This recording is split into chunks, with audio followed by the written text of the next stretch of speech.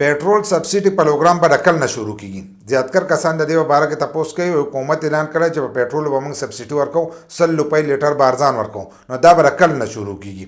لکه څنګه چې د پری اټې وینا کړې ده او ځینې کسان ته هغه پری اټه چې دا میلاویږي او کوم کسان ته چې پری اټه میلاویږي نو اوس خو ته دغه پری میلاویږي خو کم چې په پیسو حالې نو هغه یې ورته ګران کړل. لکه هغه د 3000 نه تروړه چې دا وس له پاسه کړې که تاسو هلی نو د هغه وټ کټ چې دی هغه بس تاسو نه په دغې نور وړو کې چې دی وکاږي کم پرې وړه چې درکوي د هغه وټ کټ چې دی به د نور وړو کې وکاږي. دغه شان د پیټرول سبسیډي ده.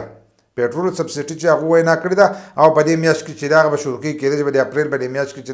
دا شروع شي خو د دې دا وټ کټ چې دی دا بس تاسو نه وکاږي لکه د هغې په 2 چونده به وکاږي ځکه هغو دا وینا کړې چې مالداره کس ته چې دی دا پیټرول به ګران میلاویږي او غریب سړي ته چې دی دا پیټرول به ارزان میلاویږي. لکه موټر سایکل شو رشکه شو سوزکۍ شو د 800 سی سی نه په کمه کم گاډي چې دي هغو ته به دا ارزان میلاویږي. بیا به دې کې رشکه او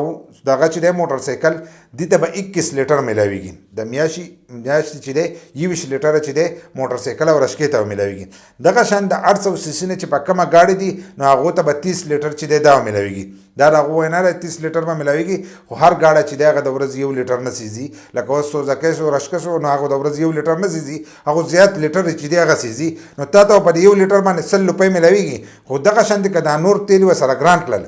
که 100 روپۍ دا نور ګران کړل نو ستانه هغه وټ کټ څه چې د هغې 2-3 چونده چې دی ستانه به د نورو تیلو کې هغه وکاږي. که ګران یې نه کړل او په دې ریټ ولاړو نو بیا صحیح ده خو که هغې 100 روپۍ پسې ګران کړل نو هغه وټ کټ چې دی به ستانه وکاږي ځکه که رشکه سیزي نو 3-4 لیټره به سیزي چې 4 لیټره سیزي نو 1 لیټر خو تا ته 100 روپۍ ارزان میلاو شو خو 3 لیټره چې دی هغه 100 روپۍ تا ته ګران کړل. دغه شان موټر سایکل چې دی کم د کور د استعمالي نو د هغه لپاره پیدا دی 21 لیټر چې دی هغه ته میلاویږي خو کم چې د کاروبار دپاره استعمالیږي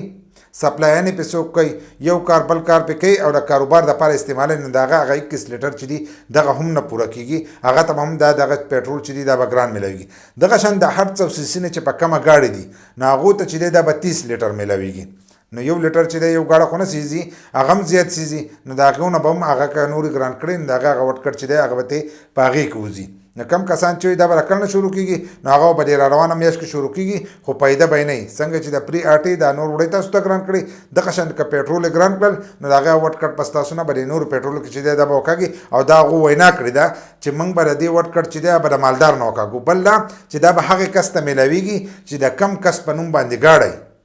چې ګاډه یو په نوم باندې نه حالو به تاسو ته میلاویږي او ګاډه چې دی د هر سړي په نوم نه دی او خلکو بهر لیکل کړي دی او ګاډی چې دی اخیستی دی کله ستا په شناختي کارت باندې کم یو ګاډی نو تا ته به د هغې ګاډۍ هغه سبسیډي چې ده هغه تاسو ته میلاویږي. داسې نه چې هر یو کس به ځي او هغه پیټرول رالي که داسې وي نو بیا لا هم پیدا کوي ځکه چې بل کس به نو به تاسو له رالي خو هغو به دا ګوري چې ستا په نوم باندې پلانی ګاډه دی نو تا ته به هلو دا سبسیډي چې ده میلاویږي ځکه ته به د شناختي کارت نمبر چې دی هغو به یو کوډ ورکوي په هغې باندې به لیږي او هغه کوډ چې دی هغه به ته په پیټرولو پمپ کې ښایي نو تا ته به هلو دغه سبسیډي چې ده میلاویږي د 1 لیټر نه والا د 2 لیټرو پورې چې دی تاسو ته به هغه تیل چې دی د ورځې میلاویږي. هغه تاسو په